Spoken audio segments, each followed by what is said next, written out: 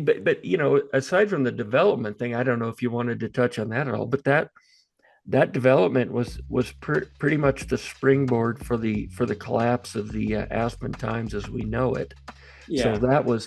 that to me, that is not to be an understated loss for the community. The Aspen Times was an icon since the mining days, Yeah. and a respected and trusted source of local news. And that's Well, it, that's one of the saddest parts about that whole deal, I it think. was it was run and passed on through hands. I mean, even George Stranahan was involved for a Oh while man, there. I mean, it sort of had a history of Aspen folks tied to it, whereas now it's a commodity, just like everything else. Things get bought and sold. But it feels to me like it's happening everywhere. It's just so yeah. obvious in Aspen. It's so clear to see. Well, it's owned by the Nutting family now. They're a billionaire family out of, I don't know, somewhere in West Virginia, but they own the Pittsburgh Pirates, and they've turned it into a regional paper where they own a lot of other mountain town newspapers. They just take the yeah. front page stories from all the papers. They have one employee in each place, and they basically regurgitate the same stories all over Western Colorado, and it's just very regional, very light news. It's like a brochure to sell real estate now.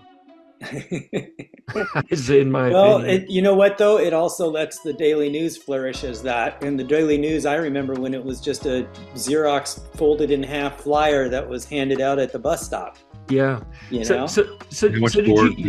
you guys know the whole story about how the Aspen Times kind of cratered? It was totally related to the 1A Yeah. development Yeah. in Drone, and so so the dominoes start to fall, and they've been falling pretty heavily ever since that 1A project was approved. Well, now this is a much bigger question that goes to the world because this is happening all over the place. Yeah. And this is how we talk about people being disconnected to the world. Well, this is a much bigger, I always use Aspen as a frog. I always, when you talk about the environment and the ecology of how things are doing, they always talk about look at the frogs because the frogs are the signature of how things are doing. Do they have three legs or whatever, things that are happening. And I feel like Aspen for me has always been that frog because whatever I see happening in Aspen, 5-7 years later, I see it happening here.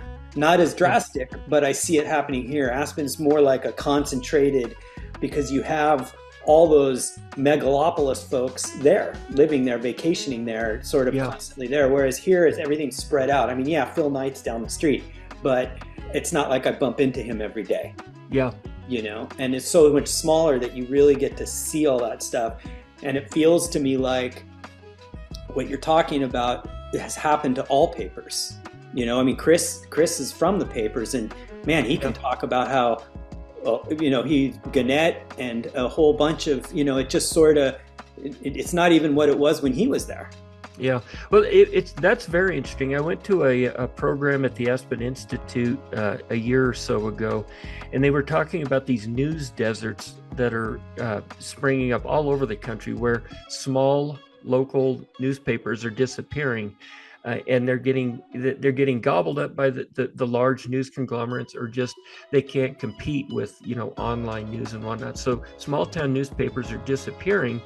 And the people who were talking in the program, the experts, were explaining to us that when you have a local newspaper or a local news source, then people are more engaged in their local politics because they can directly affect those so much easier, and they're less divisive because you and I, if we're living here, we can disagree on school board matters, but we might agree that we need a new fire station or that Right. the hospital needs funding. So we can't afford in small towns, if the news is here, to just draw those hard lines between Republicans and Democrats and liberals and conservatives and whatever groups you might come up with.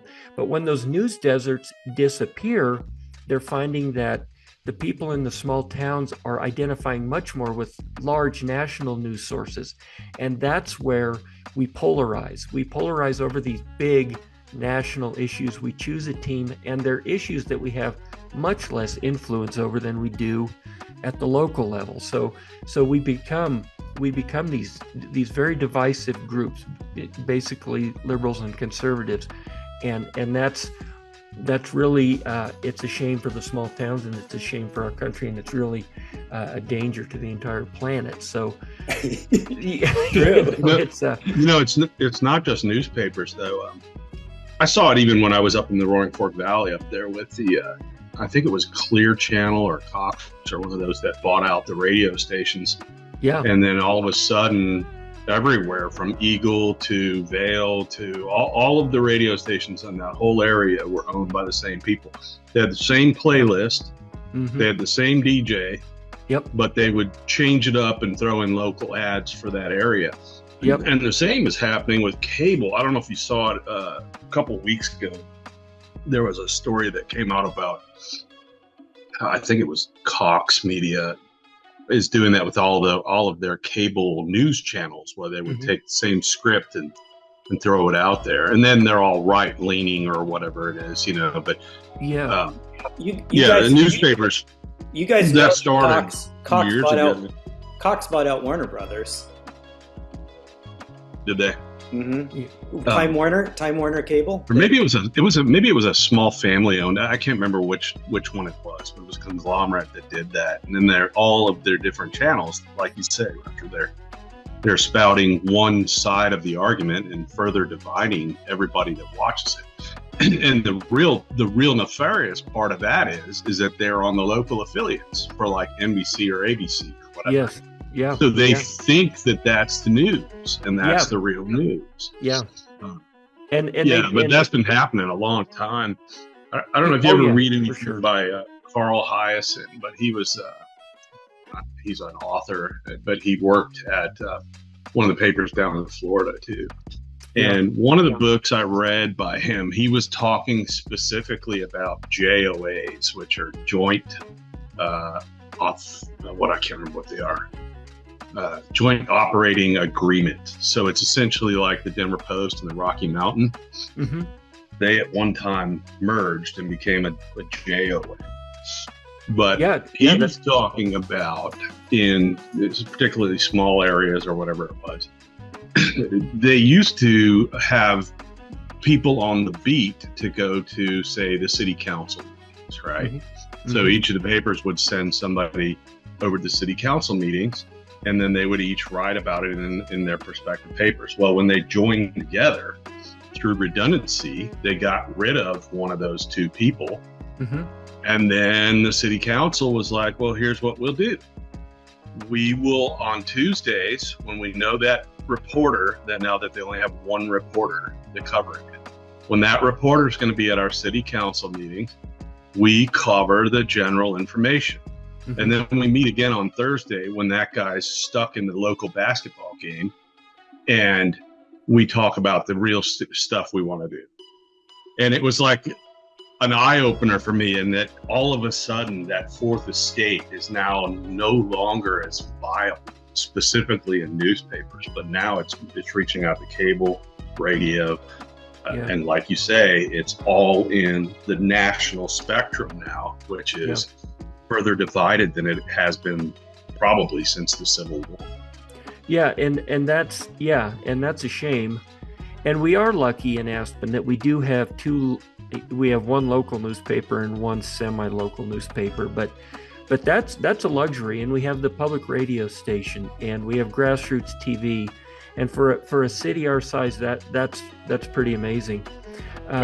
So we are lucky in that sense that the newspapers carry on here, and I hope we maintain that. I hope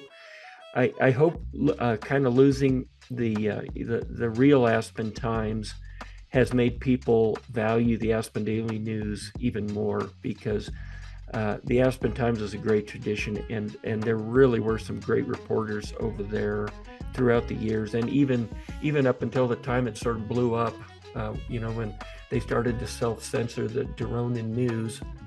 I almost feel like the Daily News has sort of been more. It's more of cultural representation with, I mean, even Sheridan's writing stuff on there now, and it feels, and with the combination of all you guys that are writing in there, it really feels like it sort of captures the essence of the people there, as opposed to the Aspen Times is a little bit more about articles and news and all that kind of stuff, whereas the Daily News feels a little bit more about here's Aspen and here's folks from Aspen talking about things that are important to them.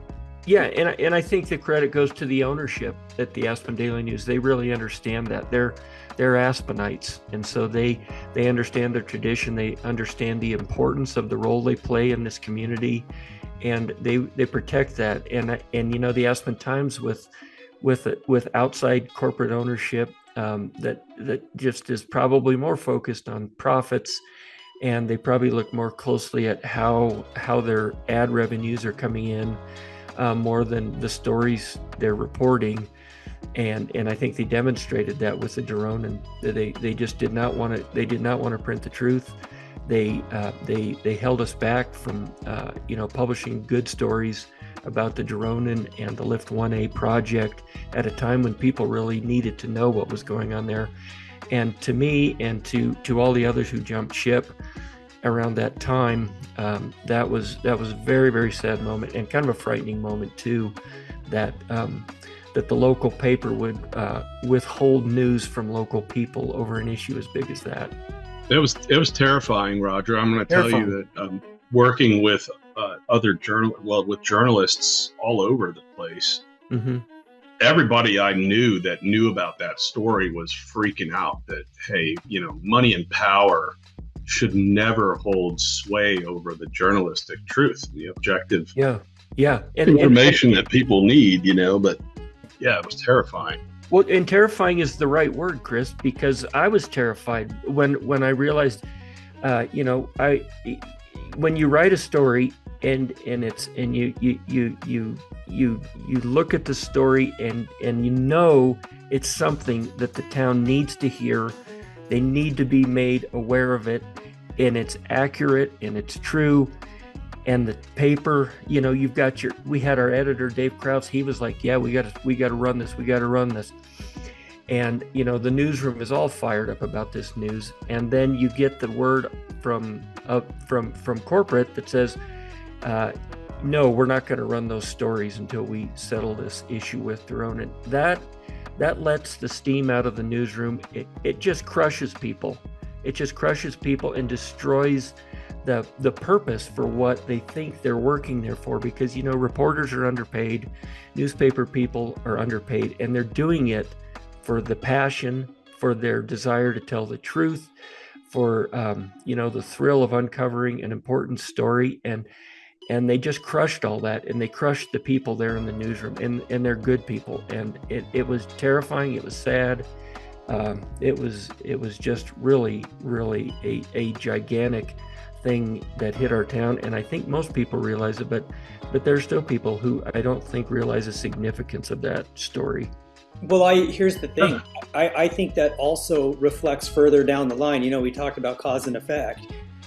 Just because this is the paper, that's just one industry, but it feels like you're starting to see where if people don't like it in certain things, they just sort of pick it up and change it. And that's happening on all sorts of levels. Right. Yeah, those boundaries are not respected anymore. It's kind of like whoever has the most money gets to make the decision and gets to tell us what the news is. And the very scary thing about that is if we don't know what the real news is, we can't even react to it. So when all this was going on with Daronin, most of the people in Aspen were oblivious to it. And think about how scary that is. Right. Yeah. You don't know what you don't know, and that's and the reporters did know what they don't know, but they couldn't tell the people, their readers, what it was. That's when you need a Hunter Thompson. Yes, exactly.